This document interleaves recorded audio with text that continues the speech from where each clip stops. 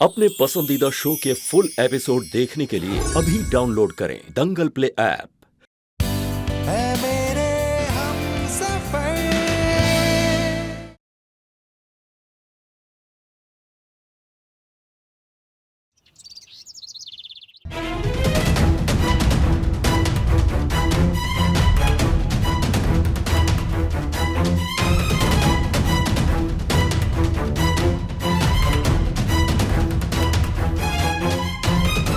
देवर साहब तो बड़े रोमांटिक लग रहे हैं। कुछ तो गड़बड़ है। माँ, वो विधि के पैर पे चोट लगी है ना, वो जल गए थे, पट्टी भी बंधी है। डॉक्टर ने कहा है कि अभी चलना नहीं है, इसलिए व्हीलचेयर तो मंगवाई है मैंने। गोवर्धन, गोवर्धन जी भाई साहब। वो व्हीलचेयर कब तक आएगी? कौन सी चेयर भाई साहब? इसका तो माने था को नहीं।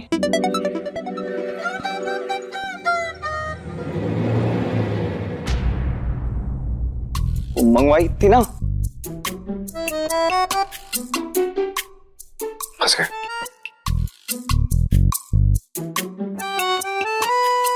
वेद, अच्छा लग रहा है कि तुम इसका ध्यान रख रहे हो।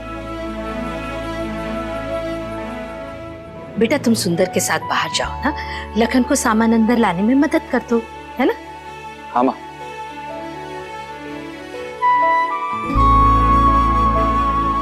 अपना ख्याल रखना, मैं जल्दी आता हूँ।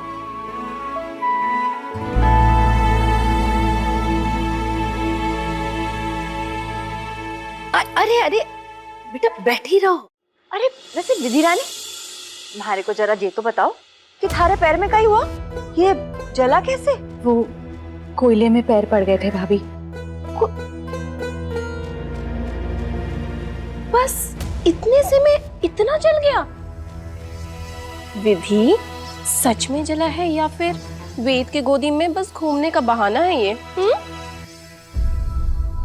दिव्या, इमरती, हम लोग बाहर से आए हैं ना, तो जाओ जाकर हाथ मुंह धो लो। और हाँ, जल्दी से रसोई की जिम्मेदारी ले लो। आज विधि कुछ काम नहीं करेगी।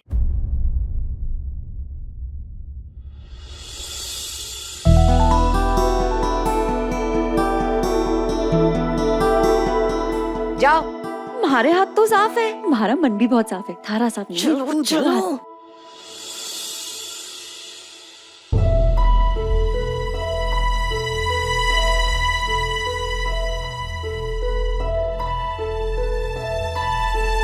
बेटा, मैं अभी गुरुजी से मिलने जा रही हूँ। क्या बोलूं उन्हें कि दोनों परीक्षाएं अच्छे से संपन्न हो गई? कोई नियम भंग तो नहीं हुए ना? मेरा मतलब है कि तुम और वेद। नहीं मम्मी जी, दूसरी परीक्षा में पैर जल गए थे मेरे, इसलिए वेद जी इतना ख्याल रख रहे हैं। मेरे और वेद जी के बीच ऐसा कुछ नहीं है।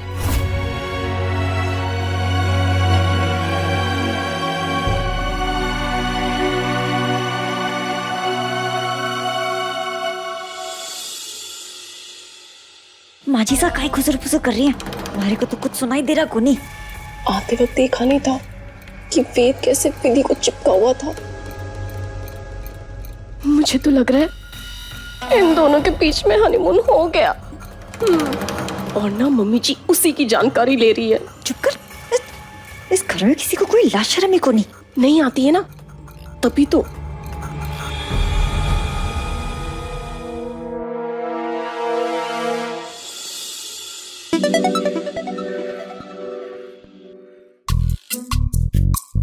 तुम्हारे को कुछ सुनाई दे रहा को नहीं दिव्या? को पड़ती है भाभी साहब, आप दोनों खंबे से चिपक के मक्खी के जैसे केक रन लग रहे थे। गोवर्धन जी भाभी साहब। हमारे छोटे भैया जी भाभी सा, थारा इंतजार कर रहे थे। हमारा इंतजार। तुझे पता है हमने ना थारे वास्ते ब्याह में छोरी देखी है।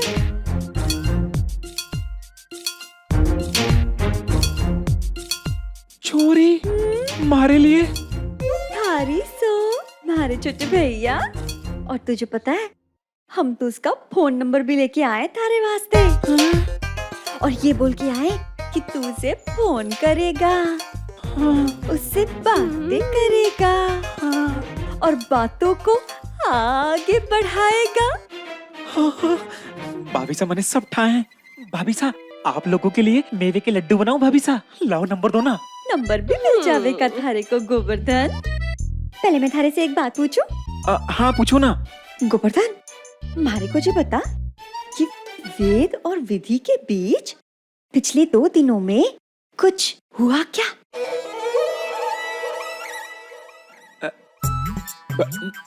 भाभी सा ये बात थोड़ी समझ को नहीं आई। अरे गोबर, मतलब वेद और विधि दोनों ने साथ में कुछ किया क्या? हाँ किया ना। किया? हाँ। गोवर्धन, थारे को यकीन है कि कुछ किया? यकीन? अरे हमारे सामने किया। हाँ थारे सामने किया? हाँ भाभी साहब हमारे सामने किया। कैसी बातें कर रहे हैं? हाँ हाँ हमारे सामने किया, साथ में किया। और साथ में नहीं करते तो कैसे चलता? रम रम रम रम रम रम क्या बोले जा रहे हैं? वो क्या है ना कि छोटी भाभी सा के पैर में ना चोट लग गई थी, तो वेद भाई सा ने और भाभी सा ने साथ में मिलके कल रात को संध्या बाती की। तेरे की गोबर कहेगा। तेरे को कुछ खबर को नहीं, जा यहाँ से। भाभी सा मारे को ऐसा को नहीं बोला करो, मैंने सब ठाए।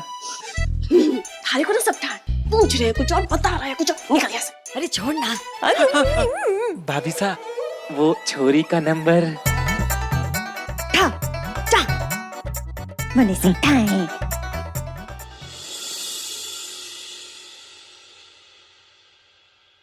अंगार परीक्षा भी उसका मनोबल कमजोर नहीं कर सकी। मेरी शिष्या ने बताया कि उसको तब पूरा करने में बहुत कठिनाई आई, पर उसने वो पार कर ली। पता नहीं गुरुजी, उसमें इतनी शक्ति कहाँ से आ जाती है। उसका मनोबल टूटने के बजाय और दृढ़ हो जाता है। इतना ही नहीं, उसका वेद के साथ रिश्ता और भी गहरा हो गया है। ये अच्छे संकेत नहीं है प्रतिभा। करवा चौथ आ रहा है। उसकी इच्छा शक्ति इतनी प्रबल है कि वो नियति के लिखे हुए को भी चुनौती दे रही है। ग्रह नक्षत्रों का झुकाव भी उसकी ओर है। अगर ऐसा ही चलता रहा तो तुम उसको उसके किए की सजा नहीं दे पाओगी और ना ही अपने खोए हुए बेटे को ढूंढ पाओगी। गुरुजी, इन सब को रोकने का कोई और उपाय नहीं है? उपाय है।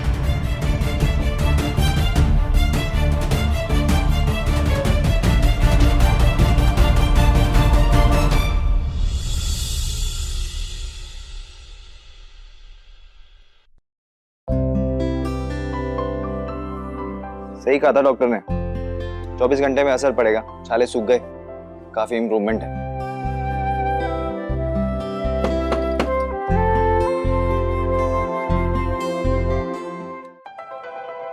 माँ आइए ना।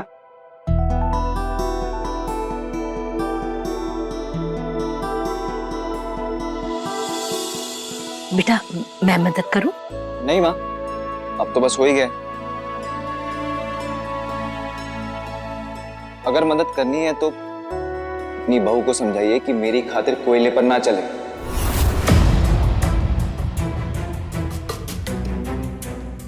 तेरी खातिर मतलब?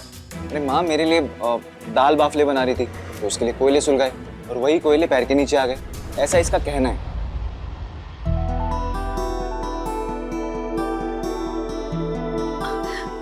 बहुत तकलीफ हो रही है ना?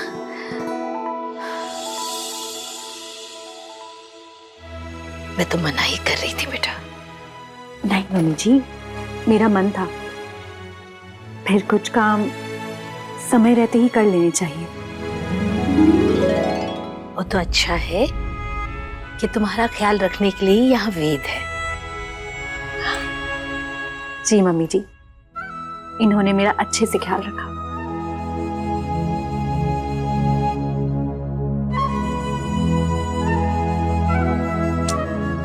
अरे ये ऑइंटमेंट बड़ा चिपचिप कर रहा है, मैं हैंड्स वॉश करके आता हूँ।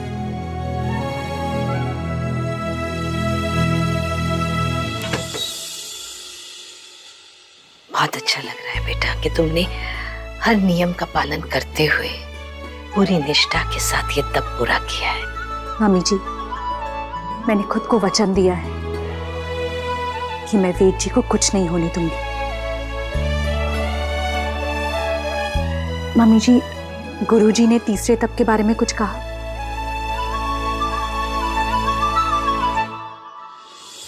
प्रतिभा, हमने विधि को कमजोर करने के लिए जो झूठ बोला था वो सच भी हो सकता है। मतलब वेद पर विपत्ति आ सकती है। याद रखना, वेद को दूसरों के साथ झगड़े में उलझने मत देना, नहीं तो उसके प्राण वाकई में संकट में पड़ सकते हैं। वरना अपने खोए हुए बेटे का बदला लेने की चेष्टा में दूसरे बेटे को भी खो दोगी।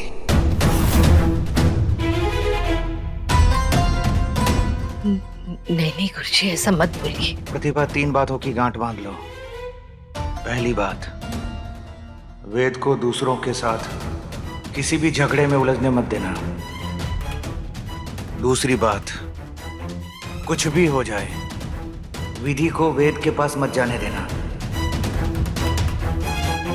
तीसरी और मुख्य बात, कुछ भी हो जाए विधि को तीसरी परीक्षा में सफल मत होने देना।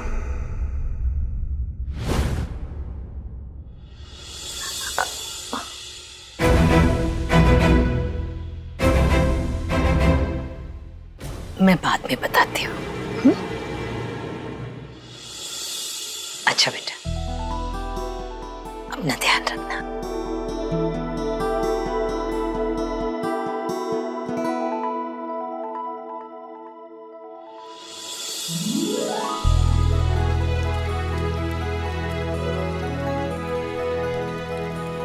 खुशबू तो चोखी आ रही है। अरे वाह, क्या बात है। ये सब किस खुशी में भाभी? कल करवा चौथ है। अब देवर साहब, तुम्हारी किस्मत विधि की तरह तो है कोनी कि तुम्हारा पति तुम्हारे को गोद में उठा के घूमे। कल अगर भूख के मारे गिर गई तो थारे भाई साहब ना हमारे पे पानी छिड़कने भी आवेंगे कोनी। अब अपना इंतजाम तो खुद ही करना पड़ता है ना? वो क्या है ना, कल सुबह अगर पेट भर के नहीं खाएंगे ना तो उपवास करते बनेगा कोनी। सही कह रही है भाभी आप। वेद, तुम्हें पता है सूरज उगने से चांद निकलने तक भूखे प्यासे रहना ना आसान नहीं होता है। क्या? सुबह से लेकर शाम तक और पानी भी नहीं? मैं तो ऐसा सोच भी नहीं सकता। कहाँ है प्रतिभा कोठारी? कहाँ है? कहाँ है प्रतिभा देवी? कौन हो और अंदर कैसे चले आए? तुम्हारे बेटे ने बताया नहीं कि हम फूलपुर से आए हैं। सेठ गिरधारी लाल ने मना किया था तुम्हें कि फूलपुर में बिजनेस मत करना, लेकिन तुम मानी नहीं। अब हम उसका हिसाब करेंगे। वैसे भी कल तुम्हारे बेटे के अंदर बहुत जोश था, आज हम उसकी पूरी हेकड़ी बाहर निकाल देंगे।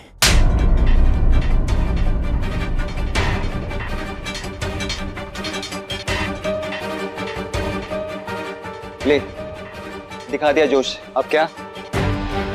कहा था ना उस दिन, अपने सेठ को बोल देना जो उखाड़ सकता उखाड़ ले। एक चाटे से मन नहीं भरा, जो और खाने आ गया है। तू हद से आगे बढ़ रहा है। हम यहाँ भरपाई का दाम तय करने आए थे, लेकिन तुम बात को बढ़ा रहे हो। अब मैं बढ़ रहा हूँ? वेद! बात तो तभी बढ़ गई थी जब तू मेरी शॉप पर आया था, और ये तो मेरा घर है, समझा? महंगा पड़ेगा छोरे। 3 भाई हो ना तुम लोग,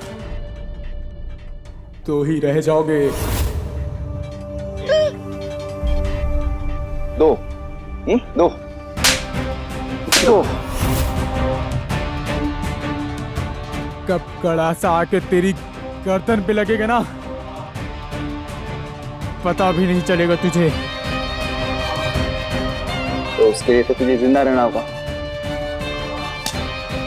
चल चल। देख लूंगा तुझे। देख ले।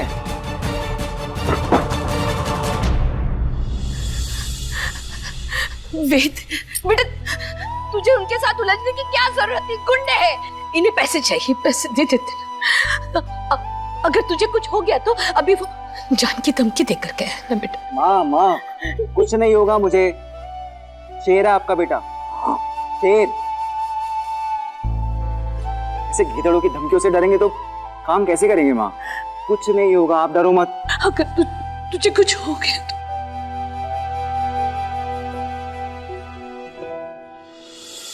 प्रतिभा, 3 बातों की गांठ बांध लो। वेद को दूसरों के साथ झगड़े में उलझने मत देना, नहीं तो उसके प्राण वाकई में संकट में पड़ सकते हैं।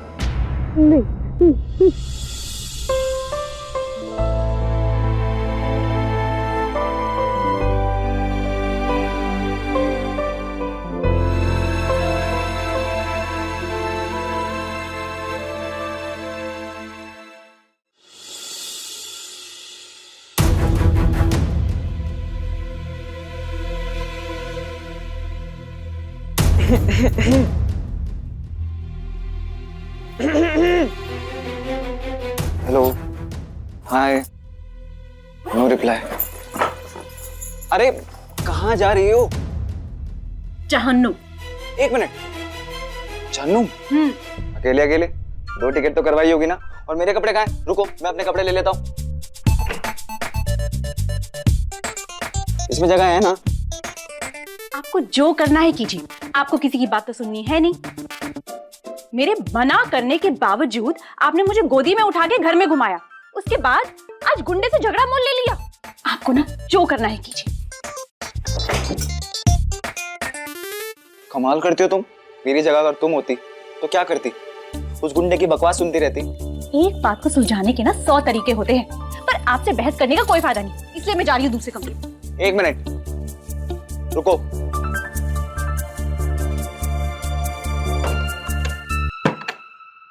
क्या लिखा है? पढ़ो जरा। मैं आपकी पत्नी हूँ, आपने मुझसे शादी की है। करेक्ट। क्या बोला था उस दिन? सही पकड़े हैं। मुझे बार बार वो पर्ची याद दिलाती थी ना। तुम मेरी पत्नी हो और इस हिसाब से मैं हुआ तुम्हारा पति। हाँ लेकिन रुको जरा, रुको।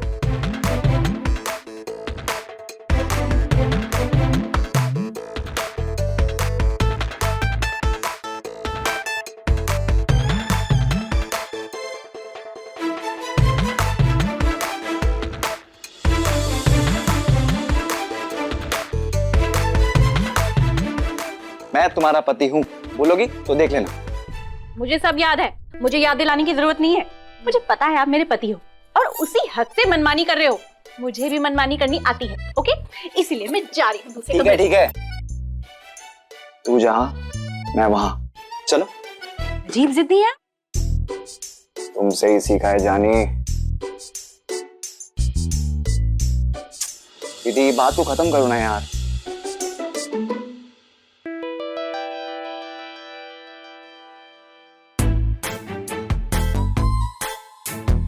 अरे कोई फर्क नहीं पड़ा।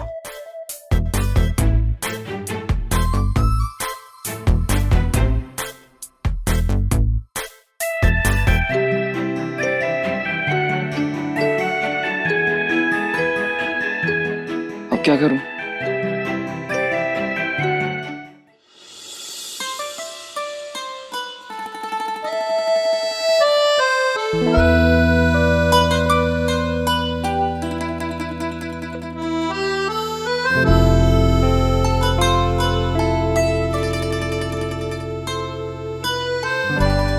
Sorry, please.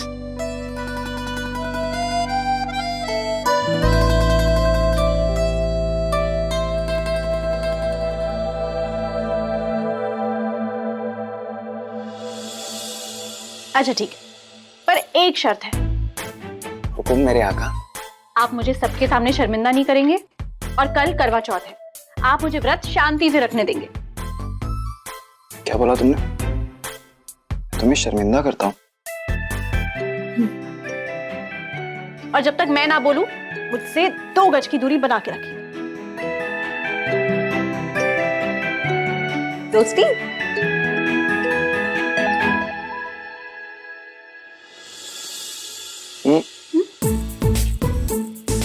वन 2 2 गज की दूरी है जरूरी। दोस्ती। आप कपड़े अंदर रख दूं? धन्यवाद, आपका दिन शुभ रहे।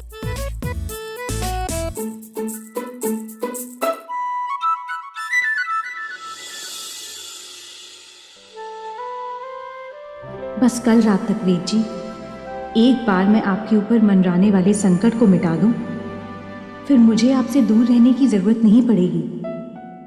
मैं बता दूंगी आपको कि मैं आपसे कितना प्यार करने लगी हूं।